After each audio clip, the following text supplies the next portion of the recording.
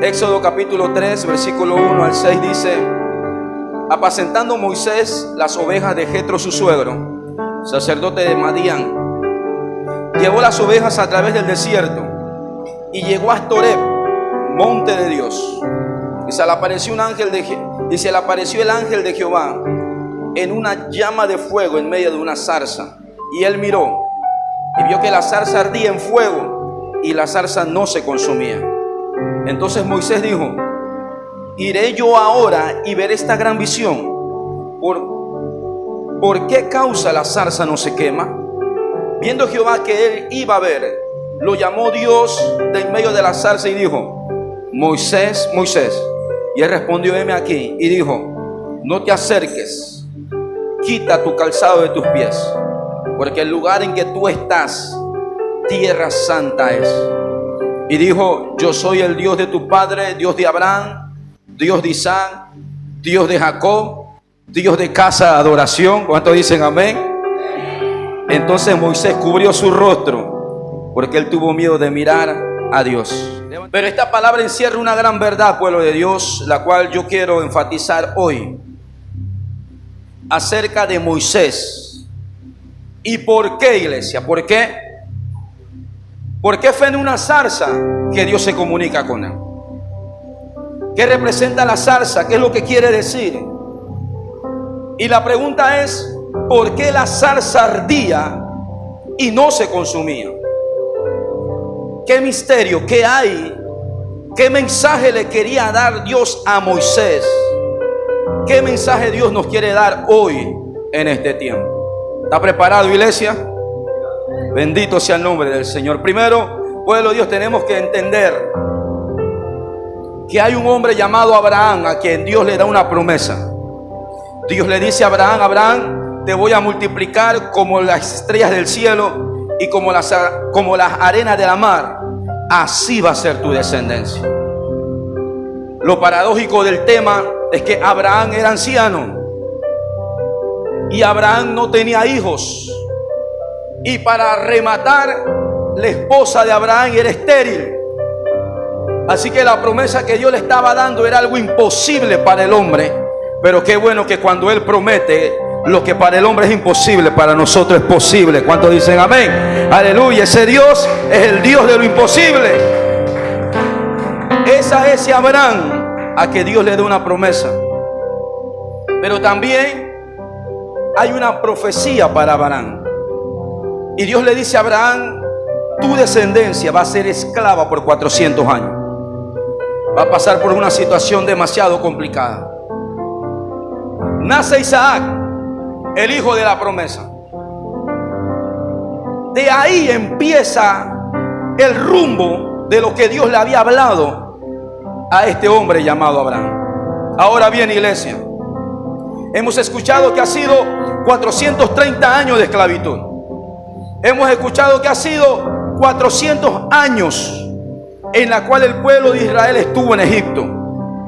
La verdad es que solamente fue 210 años en la cual Israel estuvo en Egipto esclavizado. ¿Por qué entonces, pastor, se dice que fue 400 años?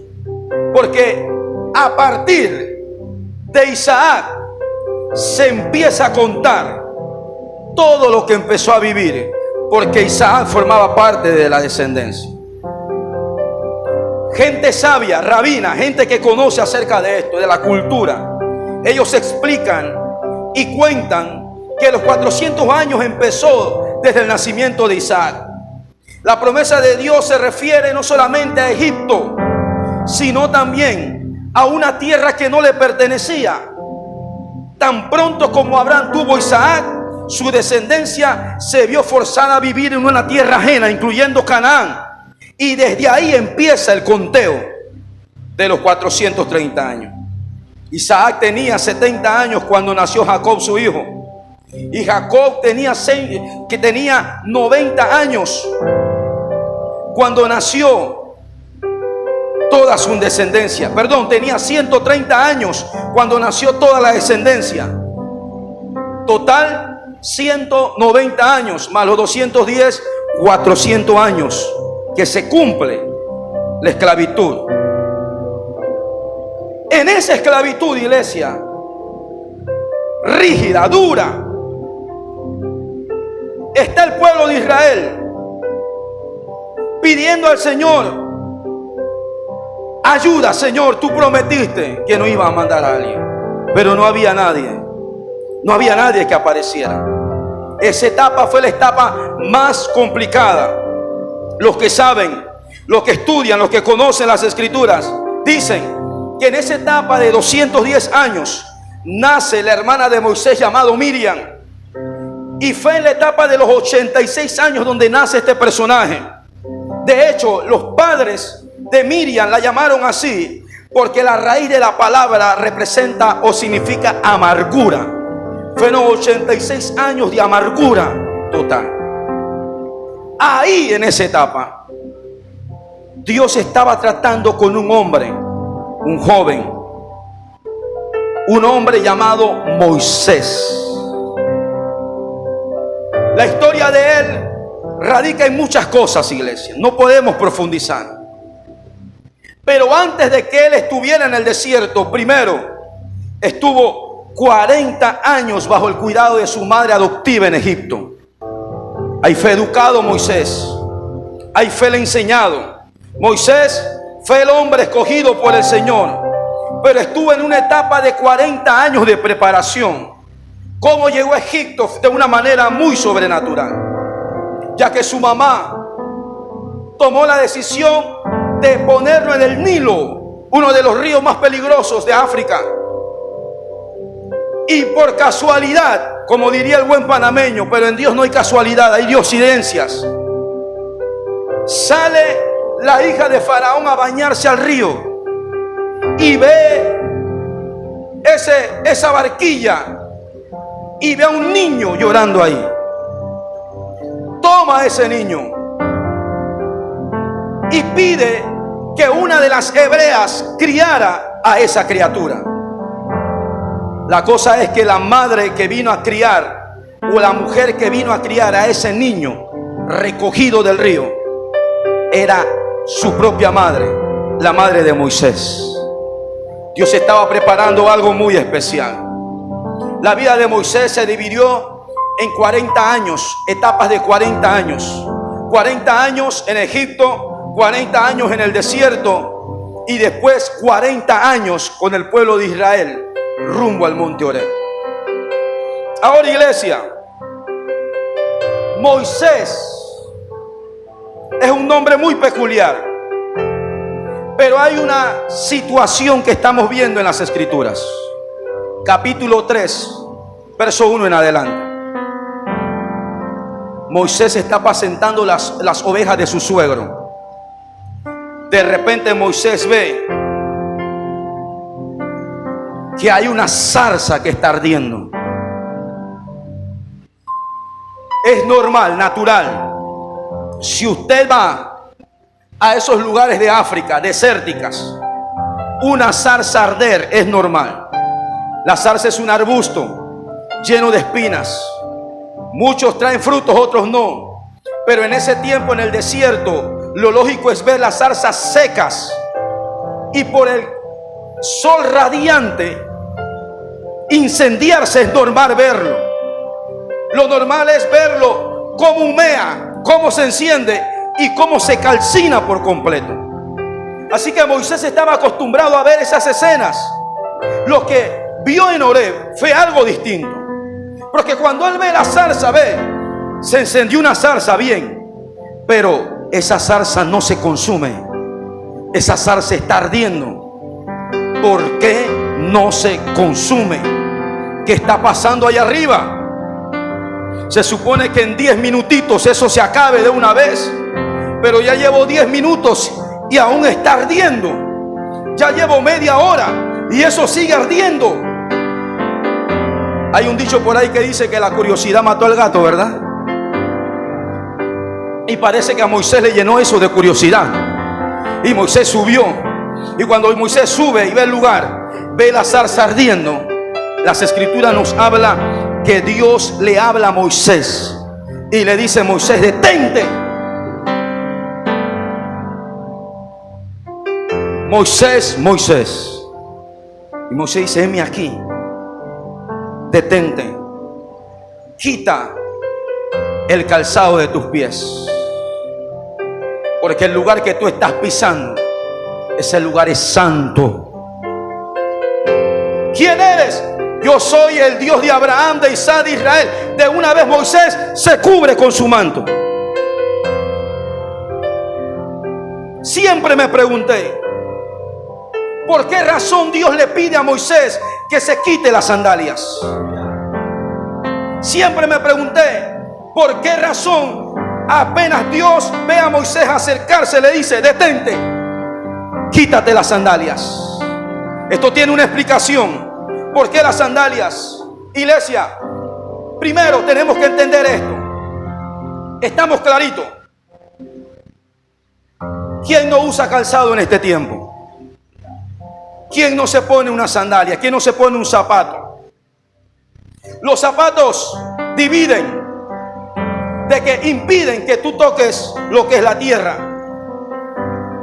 La división entre tu cuerpo y la tierra es en los zapatos, la suela. No lo puedes tocar.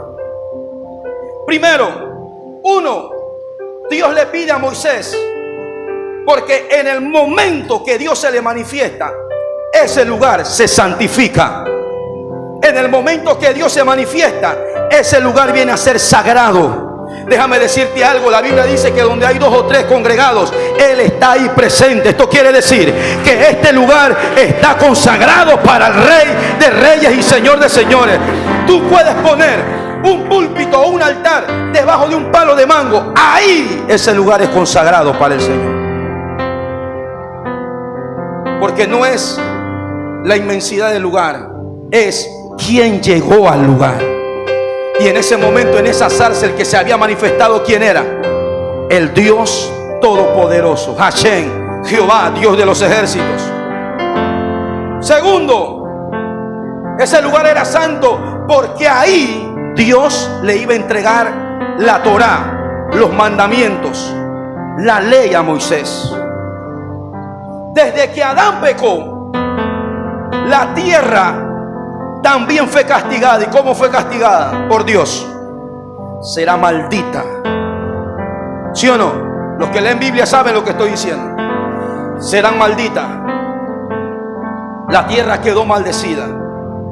Por esa razón hoy el pueblo de Israel, los judíos, es muy importante para ellos siempre calzar. Porque dicen, si nosotros pisamos la tierra maldita, lo que hay en la tierra de maldición puede transferirse a nuestro cuerpo. ¿Por qué razón entonces Dios le dice a Moisés, quítate la sandalia? Porque como llegó Dios, el lugar se santificó. Y si Moisés se quita la sandalia, la santidad de Dios venía a formar parte de él también. Bendito Dios. Ahora, eso no quiere decir que usted va a venir descalzo a este lugar.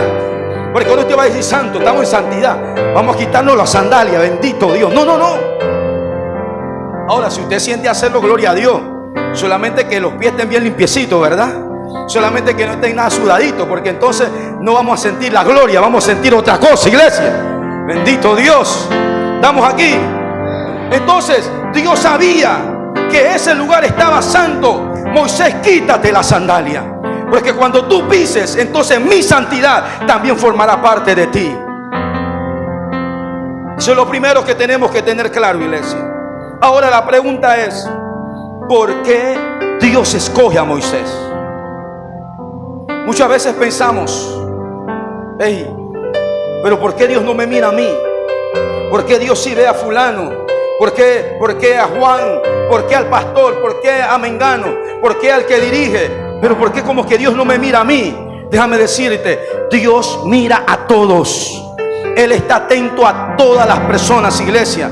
Dios no hace acepción de personas. Él no ve si tú eres grande, pequeño, si tú eres morenito, si tú eres cholito, chinito, amarillo, verde, azul.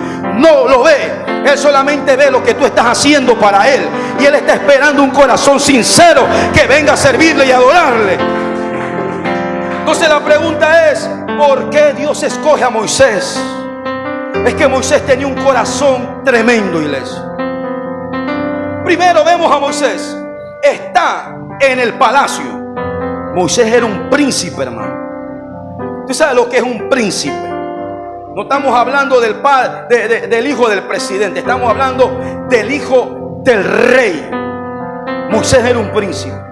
Y cuando él salió del palacio y veía la gente esclavizada, dentro de su corazón le dolía y le decía, algo había en él. ¿Sabes por qué? Porque era hebreo. Él no era egipcio. Iglesia, por eso a veces tú sales a la calle y ves a alguien en la calle tirado, borracho, golpeado. Si usted no siente compasión, vamos a tener que revisarte, pueblo de Dios. Porque cuando tú entiendes que esa condición en la cual tú estabas antes, hoy no le estás, hay compasión. Tú dices, Señor, ten misericordia de esa mujer, ten misericordia de ese hombre, ten misericordia de esta vida. Moisés sale y ve una situación. ¿Qué es lo que ve Moisés? Moisés ve a un egipcio golpeando a un hebreo. Y eso lo llenó. Y dice que Moisés no toleraba la injusticia. Y mucho menos que un judío estuviera sufriendo. ¿Qué hizo Moisés? Usted sabe la Biblia. Agarró al egipcio y ¿qué hizo? Lo mató.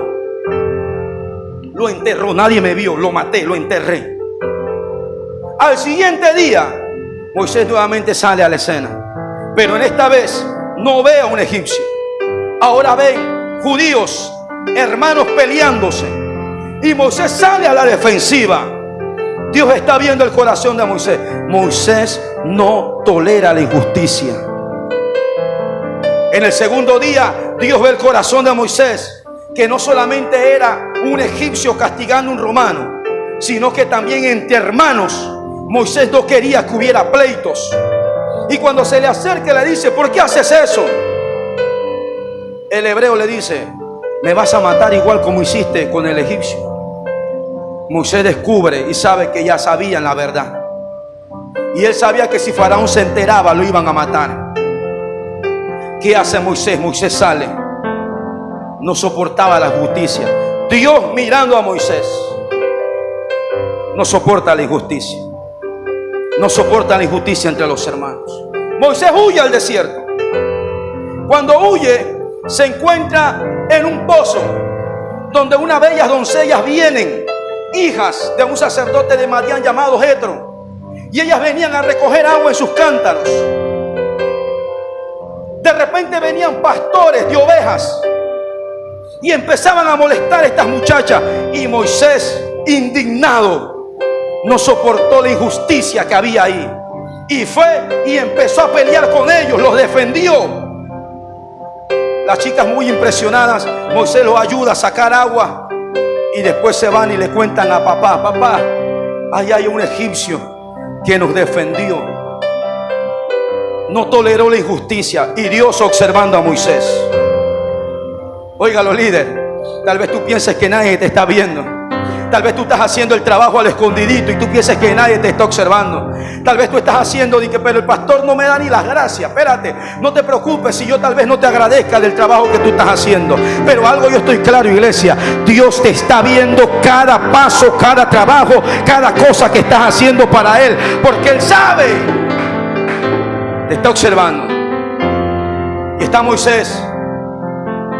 No toleró la injusticia. Jetro le dice, chicas, hijas, llámenlo, tráiganlo. Llegó y empezó a vivir. Se casa con una de ellas. Pero ahí en el campo, él empieza a trabajar y empieza a ser pastor de las ovejas del suegro. Ahora, hubo algo que impresionó más. Los sabios, los que leen, los que estudian un poquito más a fondo, dicen que hubo un cuarto acontecimiento que hizo Moisés. Usted se preguntará, miren, observen. Madián, la distancia de Madián. Oreb, la distancia de Oreb. Estamos hablando de kilómetros. La pregunta es, ¿qué hacía Moisés en Oreb? Si él tenía que estar en Madián. ¿Qué hacía Moisés por acá, por la península del Sinaí? Estamos hablando de que ahí no había Uber, ni InDriver, ni mucho menos bicicleta, ni taxi, ni bus, ni diablo rojo ni verde, no había nada. Moisés tenía que caminar. La pregunta es, ¿qué hacía Moisés por casa de rayo?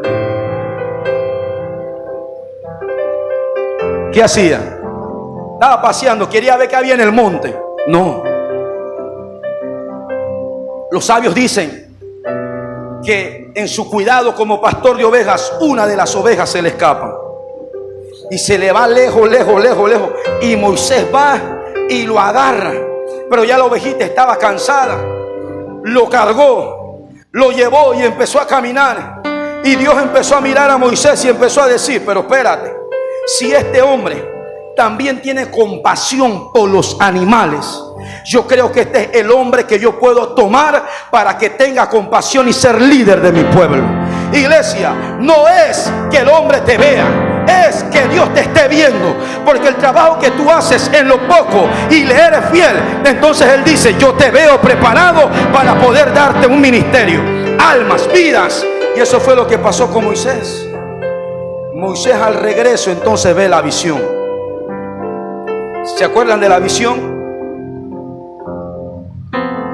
Es que él no estaba paseando, él estaba haciendo un trabajo y Dios dijo, ese es el hombre.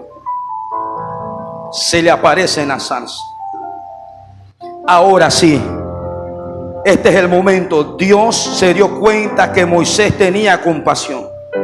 Si él podía incluso cargar a un borrego cansado en sus hombros, él también podía cargar a su pueblo. Entonces tú tienes un liderato y a ti no te interesa líderes, las personas que Dios te ha puesto. Pero si quieres ser pastor, si quieres ser ministro, si quieres que te inviten a predicar y te vean, eso no funciona así. Primero tú tienes que en lo poco serle fiel con lo que el Señor te entregó, porque así Dios te ve y dice, tiene el corazón para yo darle lo que quiero darle. Ay, ay, ay. Estamos aquí. Se pusieron serio la gente, iglesia. Dios mío. Ahora, pueblo, bendito Dios. ¿Qué está hablando el pastor? El pueblo de Israel había entrado en un nivel de impureza delante de Dios demasiado alto. Para el pueblo judío hay niveles de santidad y niveles de impureza. Israel llegó, el nivel más alto es el nivel 50. Israel llegó al nivel 49, estaban a punto de perderse. Pero qué bueno que Dios llega a tiempo. No solamente físicamente, sino en su alma. Su alma se había corrompido, habían entrado en la idolatría, habían entrado en el pecado. Todo lo que los egipcios practicaban también estaban en ellos. Nivel 49 de impureza, iglesia. Dios vio y Él entendió que la única manera, pueblo de Dios, para que Dios pudiera hacer el rescate, es que tenía que sacar al pueblo de Israel, porque si no se nos iban a perder.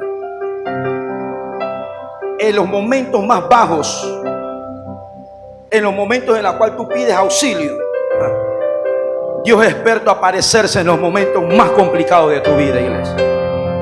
El pueblo de Israel pensaba que ya no había esperanza para ellos, pero Dios envió a Moisés. Había alcanzado el nivel de impureza. Por esa razón, iglesia, ahora usted va a entender. Cuando Dios saca al pueblo de Israel de Egipto, Pesach, la muerte de los primogénitos, hay una caminata donde el pueblo de Israel sale bendecido. Pero de Egipto a Horeb hubo una duración de 49 días. A eso se le conoce como la cuenta del Homer. ¿Y sabe qué estaba haciendo Dios?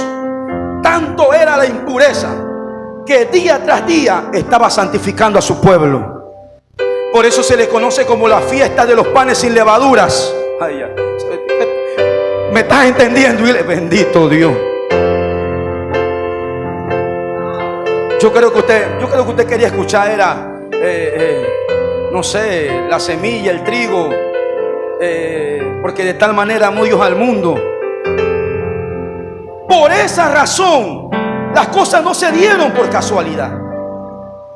Sale Egipto y son 49 días antes de Dios entregarle la Torá, antes de celebrar la fiesta de Shavuot o Pentecostés.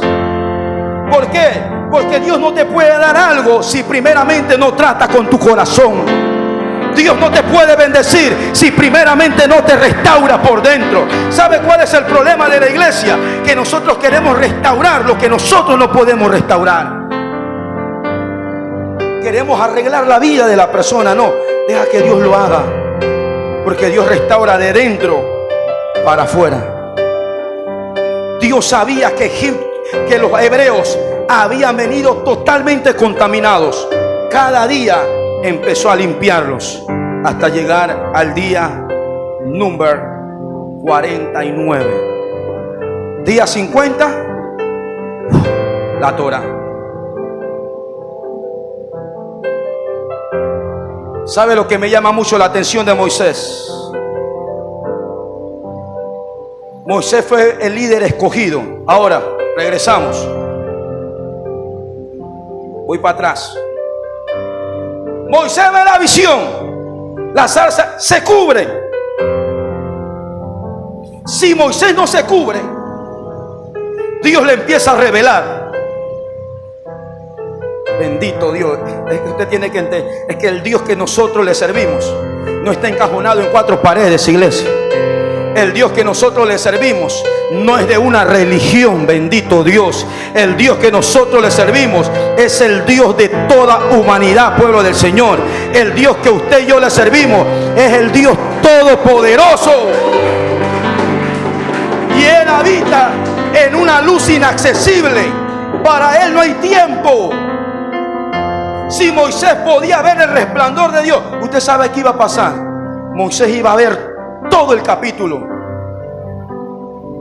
y todo lo que venía adelante. Dios nunca te va a presentar el camino, solamente Él te va a enseñar el final. Por eso hay muchos que Dios le ha hablado y el Señor te ha dicho: yo te veo predicando, yo te veo adorando, yo te veo con un ministerio poderoso, yo te veo como un empresario. Y tú dices: ¿yo? ¿Quién? ¿Yo? Empresario. Dice: si acaso vine para la iglesia y no tenía pasaje, y el Señor me ve como empresario. Yo te veo como predicador. Dice: ¿quién? Yo. Si el pastor ni me pone a dirigir y yo predicador. Es que Dios no te ve como el hombre te ve. Por eso Gedeón se sorprendió cuando el ángel le dice: varón esforzado y valiente. ¿Qué estaba haciendo Gedeón? Estaba asustado, escondiendo las cosas. Y Dios le dice: esforzado y valiente. Ahora, iglesia, ¿por qué Moisés se cubre? No solamente por temor, sino que para que el líder pueda ser líder, también tiene que sentir el sufrimiento del pueblo. Si Dios le revela a Moisés todo lo que venía, Moisés hubiera dicho: pero esto es chicha de piña lo que viene.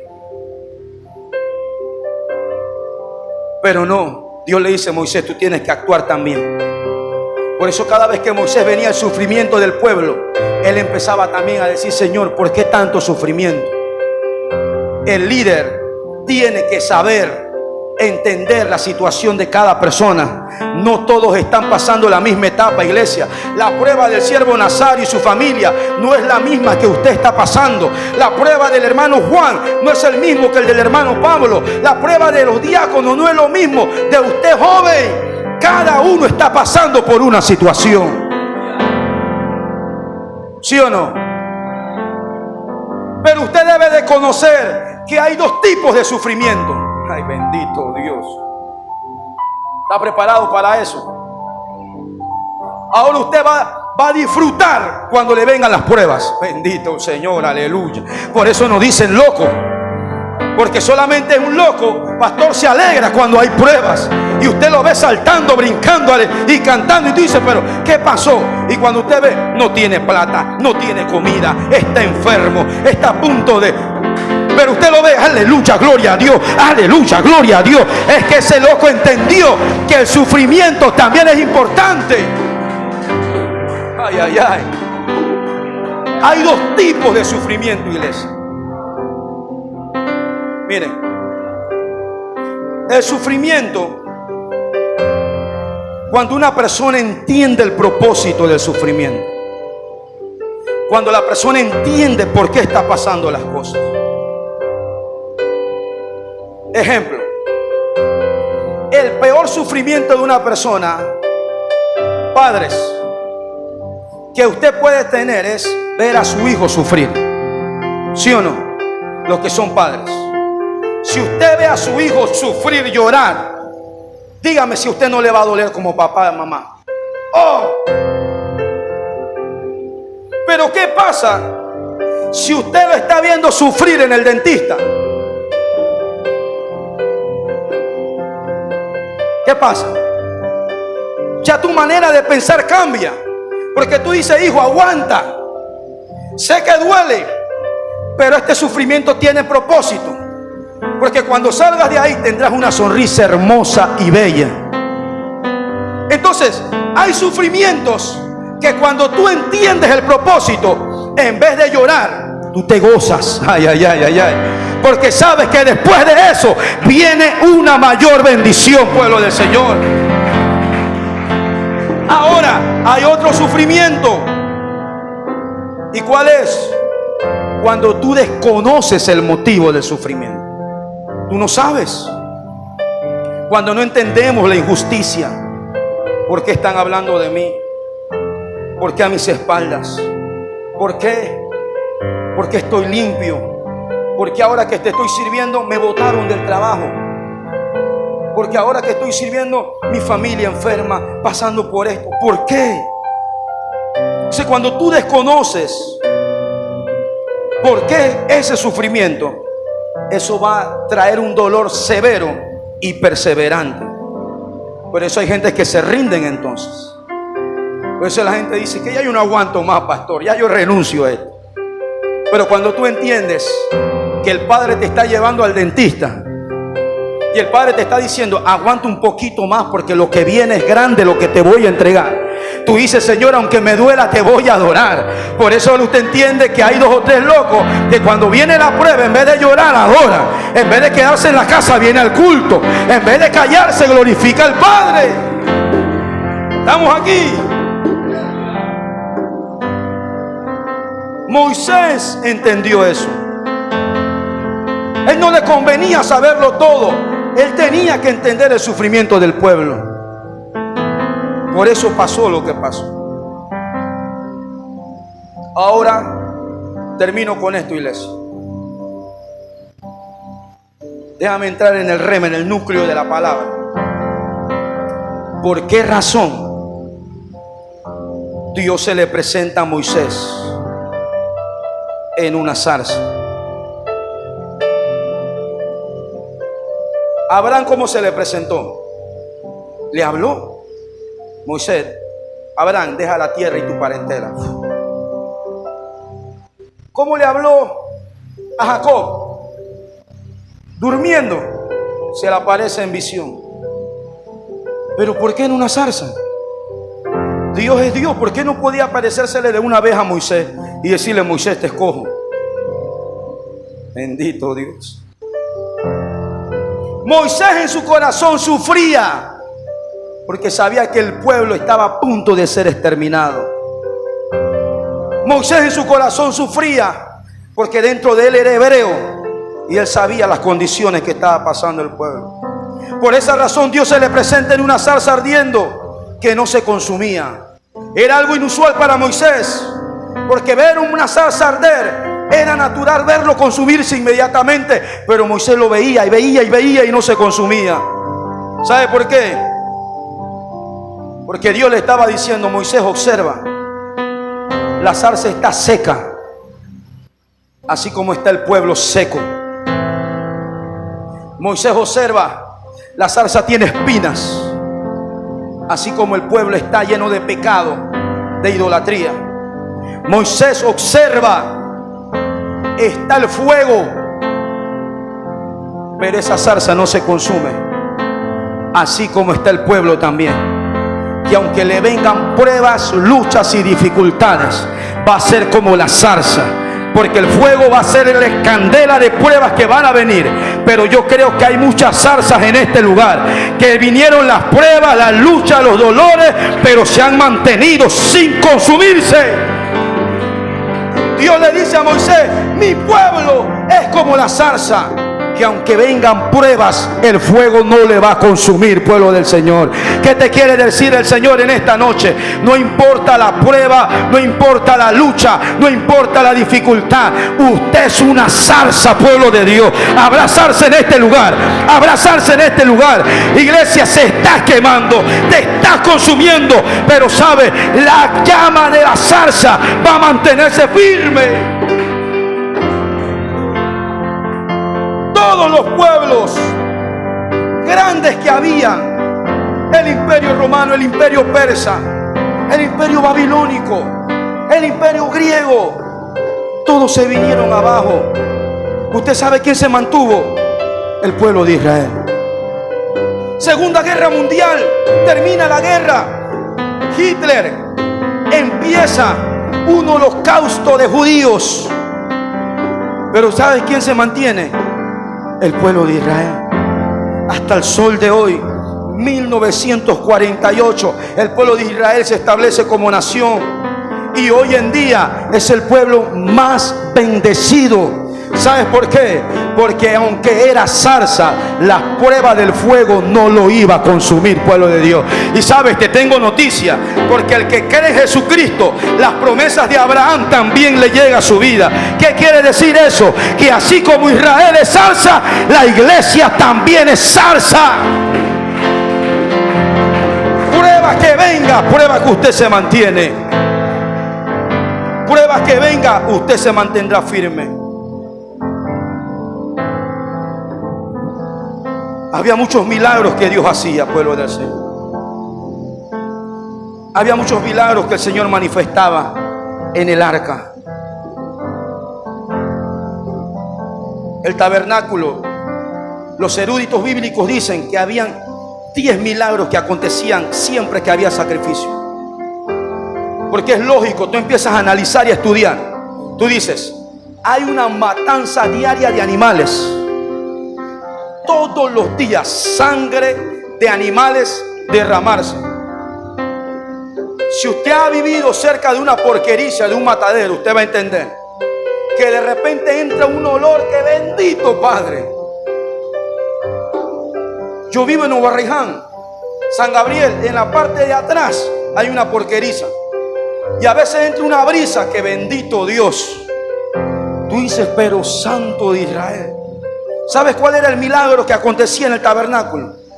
Que tanta matanza de animales y no había olor putefacto, no había hediondez. Segundo, que la columna de nube, cuando la brisa pegaba fuerte, no se movía ni se tambaleaba, se mantenía. Pero uno de los milagros más poderosos, ¿sabes cuál era? ¿Quieres saber cuál era? En el altar de sacrificio estaba a la intemperie, y a veces venían las brisas, la lluvia, sí, a veces en el desierto cae, no es constante, pero de repente precipitaciones, tormenta de arena. ¿Y sabe cuál era el milagro? Que aunque caían sobre el fuego del altar, no se apagaba, se mantenía encendido. Y la gente decía, bendito Hashem, Dios de Israel, que mantiene el fuego del altar encendido. ¿Qué hubiera pasado si Dios dice, bueno, aquí no va a caer lluvia, aquí no va a caer esto, y se va a mantener el fuego del altar?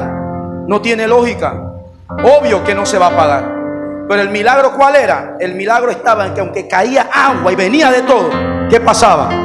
Se mantenía el altar encendiendo. ¿Sabes cuál es el milagro en nuestras vidas?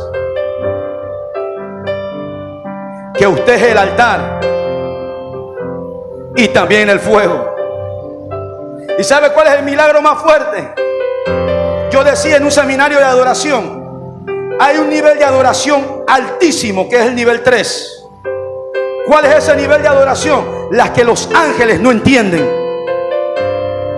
Porque los ángeles adoran todo 24/7, pero ellos no entienden el nivel 3 de adoración. ¿Y sabes cuál es el nivel 3 de adoración? De aquellas vidas que cuando vienen pruebas, luchas y dificultades, se mantienen adorando aún al Señor. ¿Sabe por qué los ángeles no entienden? Porque los ángeles dicen: yo no comprendo cómo es posible. A esta persona le pasa esto, le pasa aquello, le pasa lo otro, le vienen enfermedades, hay malas noticias, y en vez de llorar, está adorando al Padre. Ese es el nivel de adoración que tenemos que alcanzar. No me vengas a quejarte en este tiempo, iglesia. Tú eres el altar. En ti está el fuego. ¿Sabe la gente que dice? ¿Por qué esa familia sigue adorando aún? ¿Por qué esa familia aún se mantiene? ¿Por qué ese joven aún sigue glorificando el nombre? Porque ha entendido el nivel de adoración. El milagro que hacemos hoy, cuando no hay entusiasmo, cuando no entendemos qué sucede, inclusive cuando no sabemos qué hacer, a pesar de las dificultades, nosotros seguimos adelante. A pesar de las complicaciones, tú dices: Señor, yo sigo adelante. ¿Cuántos dicen amén? Aleluya. Así que, iglesia, ahora sí termino con esto. No, en serio, en verdad, en verdad. Dale un fuerte aplauso al Señor, iglesia, que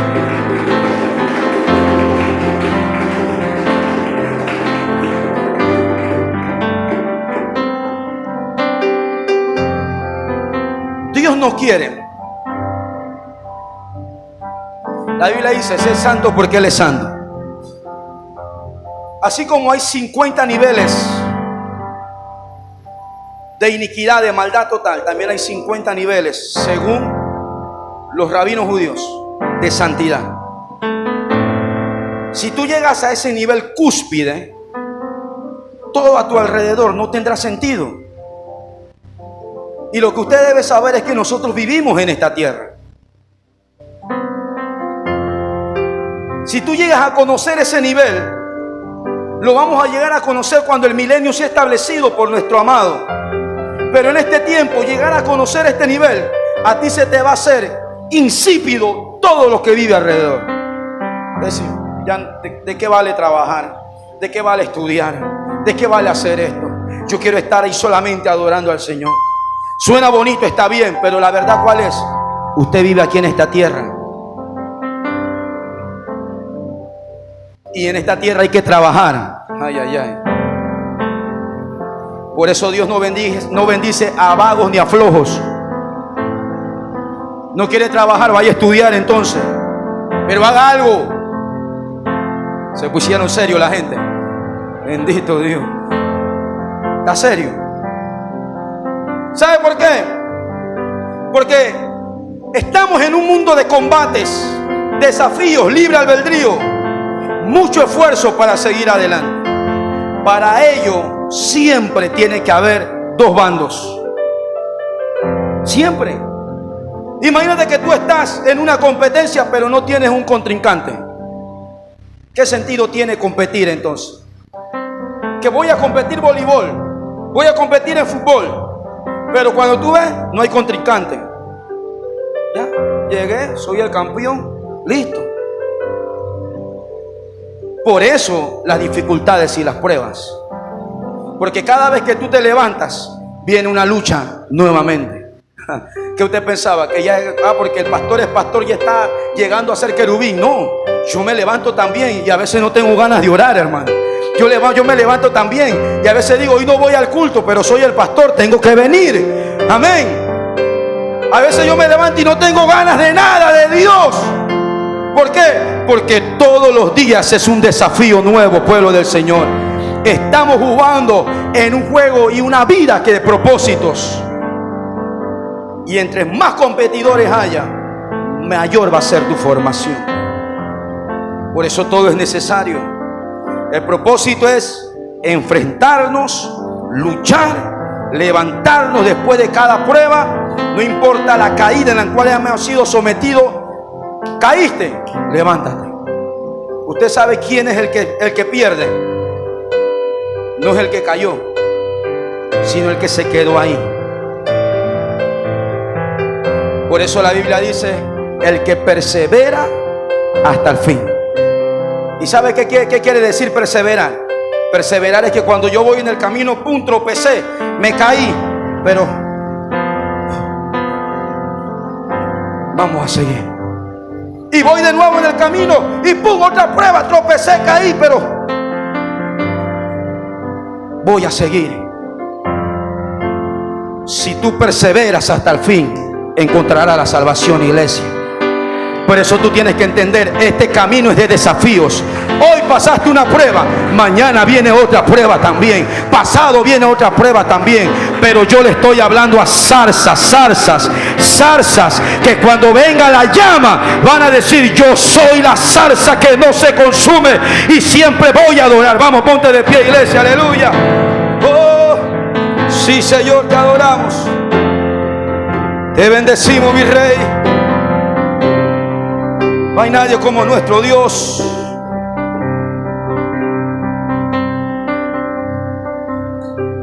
Aunque vengan las pruebas, tú eres la zarza, acuérdate, eres la zarza. Dios se le aparece a Moisés y le dice: así es mi pueblo Israel. Usted me dirá: pastor, es que yo estoy hundido en el pecado. Corre a Cristo. Pastor, es que me siento débil, no puedo más. Corre a Él. ¿Sabe lo tremendo de nuestro líder? El líder de los líderes, Jesús de Nazaret. Él nos entiende completamente, iglesia.